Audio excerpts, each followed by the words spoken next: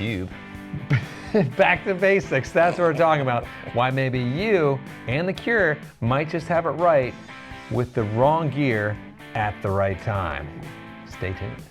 Hey, it's me, Baxter. And me, Jonathan. I can't believe I memorized that intro like that. It was great. I thought that was just going to fall apart. Like, I had it all written down. I was like, I'm going to have to look at it. Man. Sorry.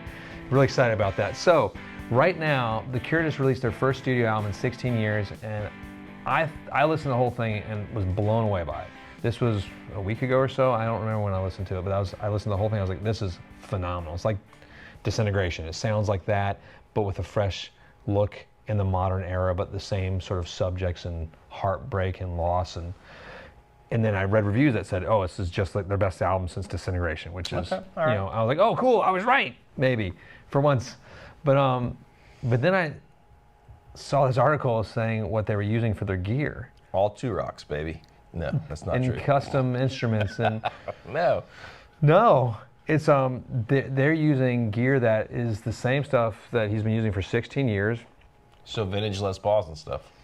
Rolling cubes. Rolling cubes. The early rolling cubes with the early, presets and sort of fake sounds of yesteryear. Pretty cool. It's really cool. So he's using like a Roland Cube 60XL for his baritone work. He's using the Roland Cube 80GX, two of them, stereoed. It's unreal. It's the guitars he's using Schecters and other instruments. It's awesome. It's awesome. It's going to show like your sound is your sound, whatever gear you're using. And he creates a sound out of this. Yeah, just find something that you dig. I think it's a good argument that even with any of the modeling stuff, right? Like it's better to find a sound and let it be that than to try to make it emulate something. Even the stuff that's trying to be a vintage tube amp or whatever. You just got to find what works for it. Well, it's cool, yeah, because I was always sort of even in my band days, I guess band days, I just had my Red Knob Evil Twin that I'd had since I was 15 or 16 when my parents bought it for me. It was amazing, loved it. Someone stole it, jerks. Broke into my house and took it, but it was next to a vintage Vox that was worth way more, so ha on you. But I still would have liked that amp back. Anyway, I had that. I had a Strat Ultra, with the lace sensors, and then I think I had a Tube Scream at one point, but I never really used it because I just used the distortion on the amp, which was sweet, sweet and singing. And then then I had a Les Paul 78 Deluxe, and that was my tone because that's what I had. It was tone out of what was available. Do you think that a lot of our legends that we love that have become people chase their tone, it was probably more that their tone was just what they had as opposed to they tried all this different gear? I think 100%. It was just out of utility. Yeah. But now we're in this golden era and age of instrumentation where even the cheap stuff sounds great. It used to be the cheap stuff was just cheap and crap. Yeah. It's nice. Well, back to the Cure for a minute. What's so funny is he's using those plastic boards that the discontinued BCB 60 and the BCB 30s. These are things that I love, and he's using Walmart power supplies too.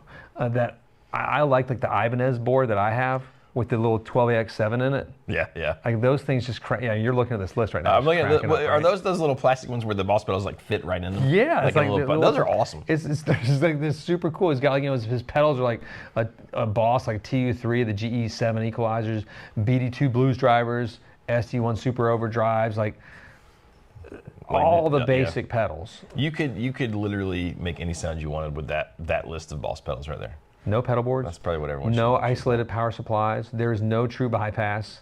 Everything's plugged in, sucking power and tone. True bypass sucks.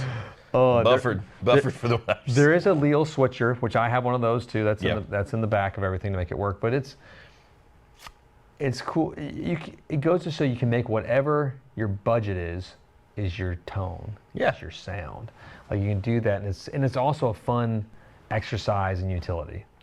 There is a joy in not knowing anything about what gear you're supposed to have. I can remember when I started playing and I had these horrible little amps and one of those little the Dan Electro plastic.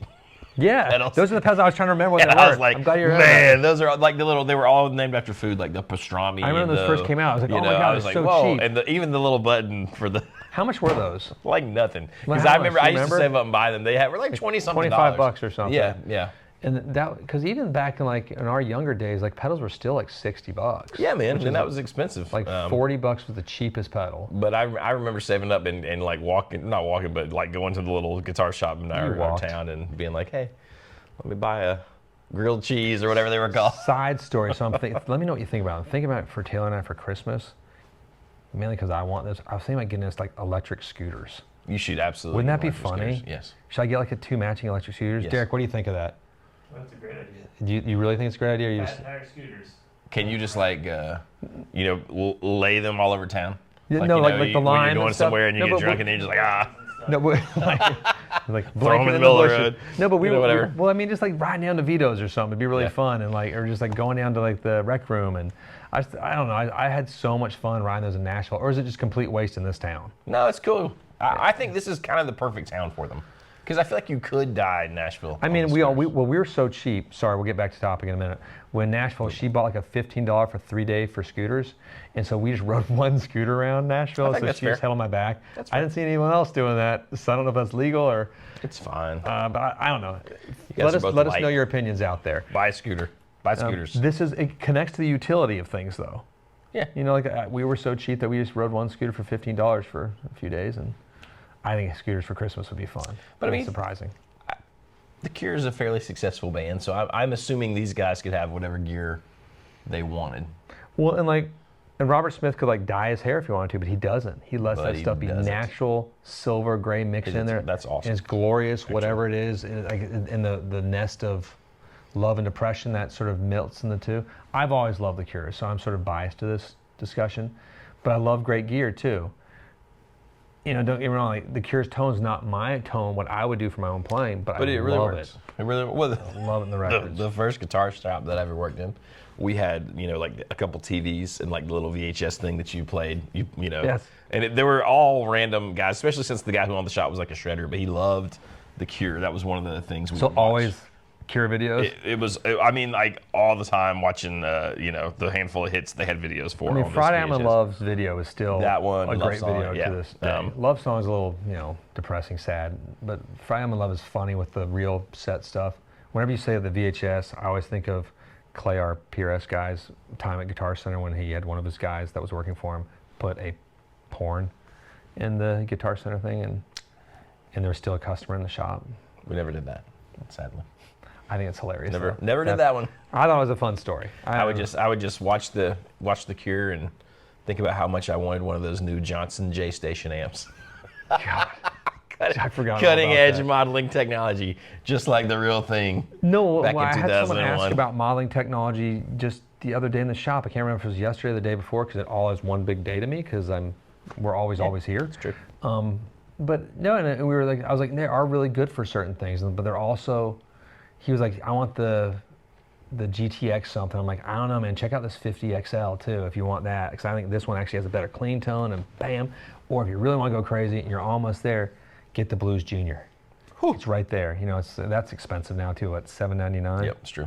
I remember those being The $500. 50XL thing though was pretty good. The I think that's- Chant 50XL. That's one of my favorite non-tube amps out there. And I would say that's I guess it's kind of modeling, but it's more just like solid state, right? When you get into Mustang GTX stuff, it's like it is modeling. And that's But, cool. That's a lot of fun. And it has a sound though, and you got to like that sound, and it really works. Or like. But you put those two amps side by side, the one that's totally digital and the one that's just solid state, and the solid state one, as far as cutting through and like being more present, eats it up. Destroys it. It's not even Destroys it. close. As far as it doesn't not have even all the close. bells and whistles, but it's got. But what it has is maybe better. Well, then Sean and I were talking. An artist he and I both like is McGee. If you haven't listened to McGee out there, phenomenal. He uses very lo-fi gear with a tape deck to sort of get his process sound. Those little Tascam deals. He reruns it through there, but it's a great tone, great voice, great songs. If you haven't listened to McGee, go check it out. But again, an example of sort of lo-fi. Yeah. Cutting through the edge. This would have been hi-fi when this came out, but he's just stuck with it. The Cure I'm talking about. Yeah. I think it's cool. It's enjoy the gear you have, like play with it. Don't stop getting gear. I love that as much as well. And like we have to sell gear. That's what we do here, obviously. But love the stuff you have too. Like go pull something out that you haven't played in a while. Like Sean has my old keyboard from my New York days from the Blondes. Right now, and I think he's finding cool sounds in that. And yeah, it's like, sure. That's neat. That's all I got. You got anything else? That's it. I'm gonna go. Let's click like, subscribe, hit the bell, and thanks for joining us. And don't forget that road to 100,000. We're gonna be doing some more of those giveaways coming up on the live streams Wednesday. It's coming up, actually. It's coming up. It's coming up. Is that coming up soon? It's got to be. Yeah. Yeah, it's got to be like the next week or two. Month, so probably right there. There's a lot of stuff happening this time of our lives. So enjoy. Hey, thank you for joining us. Peace be with y'all. Goodbye.